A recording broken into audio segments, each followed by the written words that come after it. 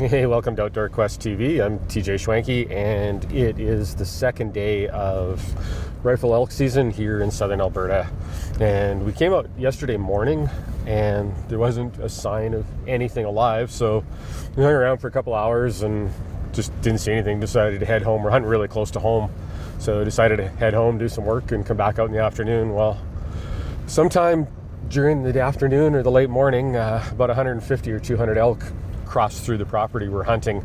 There's been a big herd kind of to the east of us all fall, and it sounds like they got shot up a little bit yesterday and ran right through the property we were on. So unfortunately we missed that. But so we saw a spike and a calf yesterday, and then just before dark we saw 3 bulls, 2 of which were legal. They need to be 3-point here. So a lot of times when those big herds get moved like that, they kind of get broke up a little bit, and you'll get some stragglers. So hopefully we can key in a little bit on that.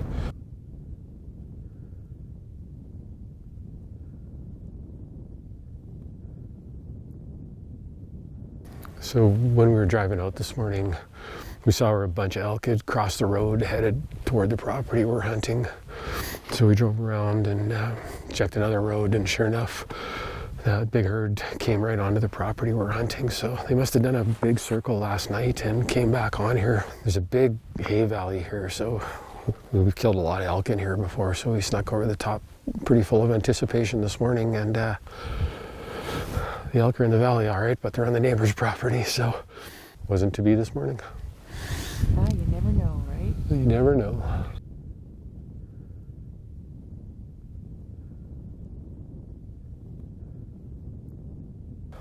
Well, we had a good plan this morning, and figured exactly where those elk were going to go. It's just they went a few hundred yards too far and onto the neighbor's place. So surprisingly, we saw a hunter over there yesterday, but there was nobody hunting there today, and those elk just kind of slowly filtered up, and they'll bed in the trees there. We've seen them do this 100 times over the years, kind of thing, and they'll go up in the trees there and bed, and then they'll filter down and feed. And big herd, probably one of the biggest herds I've seen here, and definitely some good bulls in it. So we're in the game. We've got lots of elk around us, and they've been moving through this property quite a bit. We just got to be here when they do.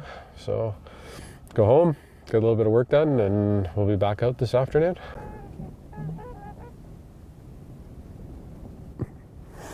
Well, we left here, I don't know, about 9:30 this morning, and all those elk had just filtered up into the hills there, and I imagine bedded down up in the trees out there, and we expected to come back and catch them back up there. We're here a good 2.5 hours before end of legal light, and they're all back out in the outfield. So a bunch of them are bedded out there. They're just casually walking around, eating with the cows. I mean, if you looked over there, you would think that was a high-fenced elk farm, but it's not. So I don't know. I imagine the rancher doesn't know they're there, because you get 100 or 150 elk on your cattle feed. They're eating a lot. So hopefully we got some hunters coming out this afternoon, and I think all we can pretty much do is just kind of hang in here on this side, and hopefully they come this way. I mean, they've only got to come about 400 or 500 yards, and they're on the property we're on, but we don't have access there, so not much we can do. But that's a big herd of elk, and why they decided it was time to go back out in the middle. But you see that in this country every once in a while. You'll see those elk just bed right out in the middle. Last year there was a big herd we watched not too far from here, so I guess it's not uncommon. But once they went up in the trees, I just thought they'd stay there for the day. We've seen them do that, hundreds of times here. But all we can do is just hope they decide to make a move our way. Everyone has a dream season at some point in their lives. We've got full freezers, a busy taxidermist, and several animals in the record books. We sure do. Join us for our best season ever. Join us on our dream season, season 24 of Outdoor Quest TV.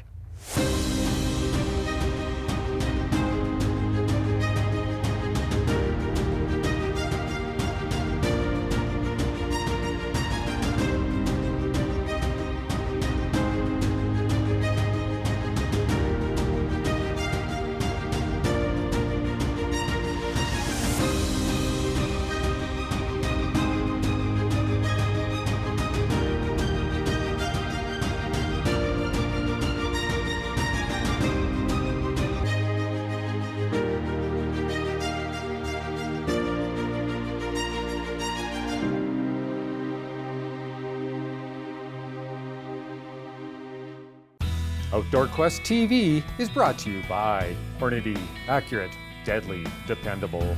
Sacco and Tika Firearms, demand perfection. Zeiss, we make it visible. Loa Boots, simply more. Silver Willow Taxidermy, see the difference. Closed captioning provided by Deluxe Wall Tents, made in Canada for Canadian conditions. Hey, glad you could stay with us on Outdoor Quest TV. So last night we left the elk on the neighbor ranch, and this place we don't have permission. And I said to TJ last night, if we get a really, really high wind, a west wind, those elk will just come in right into the edge of this ridge. We have a high wind this morning and it's west. So what we're going to do is we're going to just go up, just slightly go over this ridge, and then we'll glass the neighbor's ranch, see if the elk are there. If they're not, we'll go a little bit further. Hopefully they're just tucked into this ridge, and then we'll see what happens from there. So let's keep our fingers crossed and hope it works out.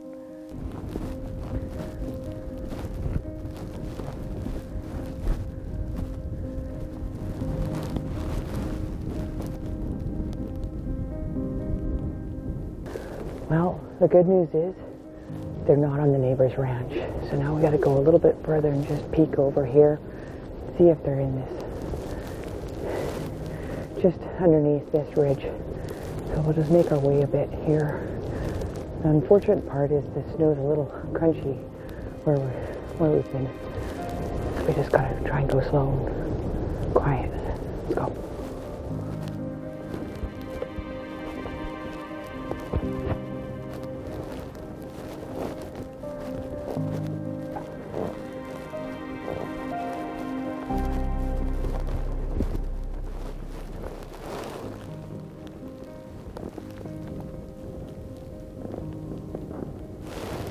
There's elk down there.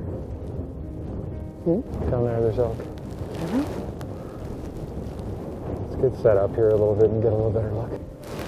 Yeah. Then we'll have to figure out a plan, right? Not ideal with this wind. I know, right? The problem with these elk is if they're right there, they'll either go back onto the neighbors, they come up this way, or they come up this way. So let's just set up down here, get a better look, make a plan, eh? Let's get down there a little bit and see what we can see. Okay, sounds good.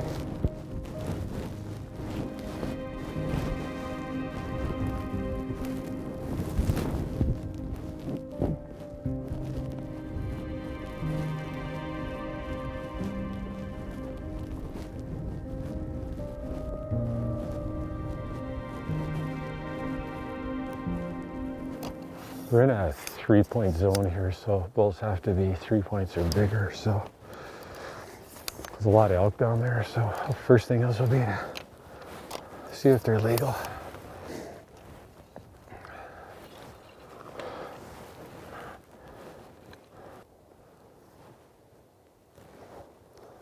Yeah, there's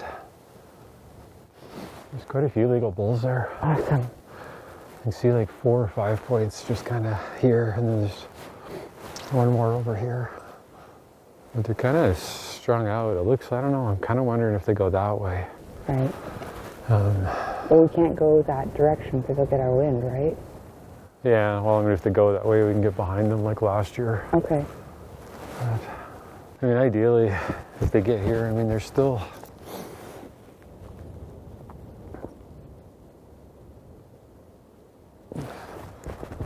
Closest elk are just a little over 700 yards right now, so. At least we've got these few trees. Yeah, well, they haven't seen us, so we're good, but. Yeah, there's at least half a dozen legal bulls in there, so. Looks like a few of them are starting to move towards the neighbors, so we better make a plan, because you know, when they start to move, they start to move. Yeah, exactly, so. Let's see if we can get down these trees. Yeah. And we'll just keep an eye on them. And we can always quickly stop and set up and range them and see if we have something. You're shooting the laser, so it's okay. So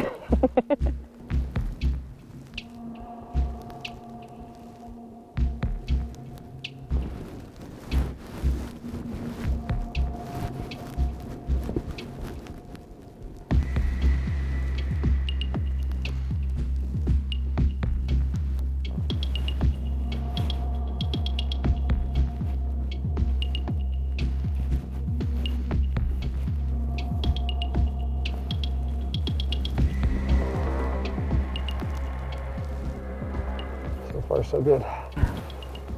We've got those trees just about all between us right now, though. Yeah. Like if we can get down right to the end there. Yeah. There's still over 700 yards. So. I know, right?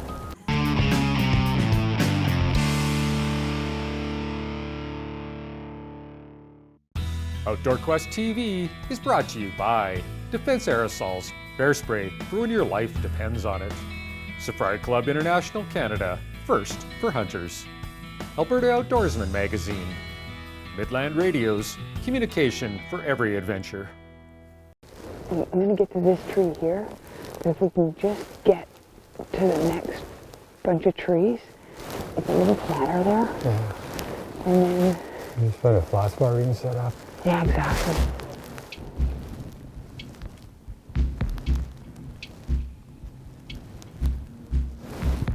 Okay.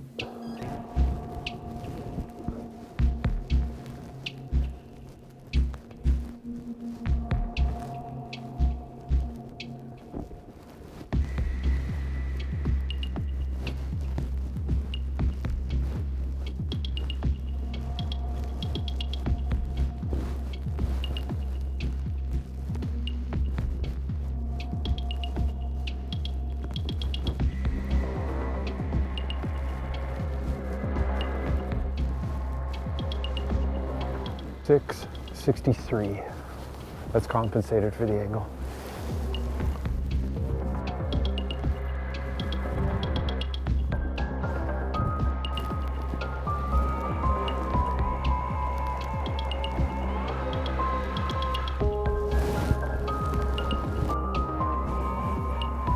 There, take this for a rest.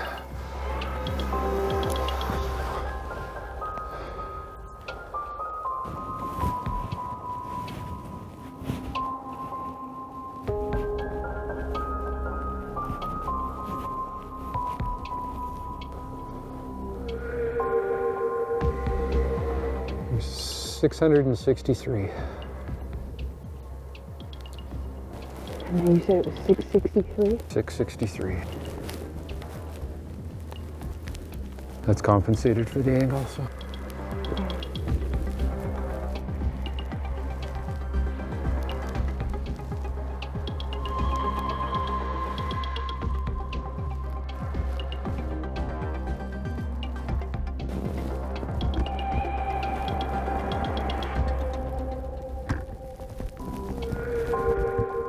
Take that one to the right. He's got a couple cows in front of him.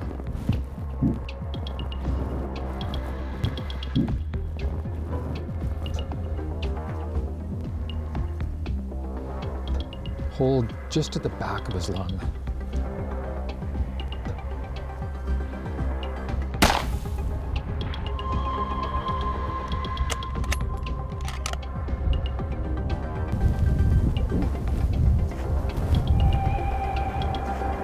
They're like right, one's quartering to and one's quartering away. Yeah, he's the one right behind those two. Now in this episode, Vanessa's shooting the Sacco S20 and it's chambered in 6.5 PRC. On top of that, we've got that 3-18 by 50 Zeiss V6 with the ballistics custom yardage turret. And she's shooting the Hornady precision hunter ammunition with the 143 grain ELDX bullet. And this is our long range system. You'll notice I called it a system, and that's because it all works together to make those long range shots. Now, speaking of systems, dressing for this hunting style can be challenging. And as you've seen, 1 minute we can be climbing steep ridges and the next we're pinned down for extended periods of time, often in extremely cold weather. Now, rather than wear one thick, bulky insulation layer, feeling like the Stay Puft Marshmallow Man, we rely on a layering system that wicks the moisture away from our bodies quickly when we need it, but provides plenty of insulation when we're just sitting. Now, we'll often wear 5 or more layers on top, but the heart of the system is the layer that sits against your skin. And that base layer needs to wick moisture away from your body quickly when you're sweating, but it also needs to dry really quickly. You know, if that base layer gets wet and stays wet, I don't care how many insulation layers you put over top of it, you are never going to be warm. You know, and that's why we rely on this Thermal Dry Plus for all these late season hunts. Now, over top of that, we'll wear 2 to 3 insulation layers. And the new Igniter jacket from Stony Creek is super lightweight and far less bulky than most puffer jackets of a similar insulation value. And for our top layer, both Vanessa and I use the Lansborough pants and the Frostline jacket. You know, super durable, moisture resistant, and windproof. You know, the great thing about using multiple layers versus, you know, that one big insulation layer is it really maximizes our moisture wicking efficiency, but we can also add a layer or take a layer off, you know, depending on our activity level. And this Tuatera Alpine Camo really fits in well with all of our Western hunts. Now stay tuned, because after the commercial break, we'll find out what happened on my Alberta elk hunt. I kind of miss those Stay Puft Marshmallow days you had. It was really, you know, flattering. You couldn't move.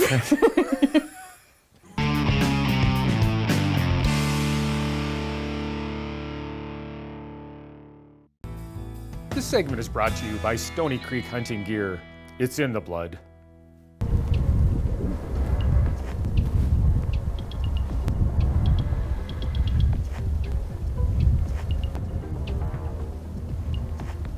They're like right. One's quartering 2 and one's quartering away. Yeah, he's the one right behind those 2. Oh, he just fell down.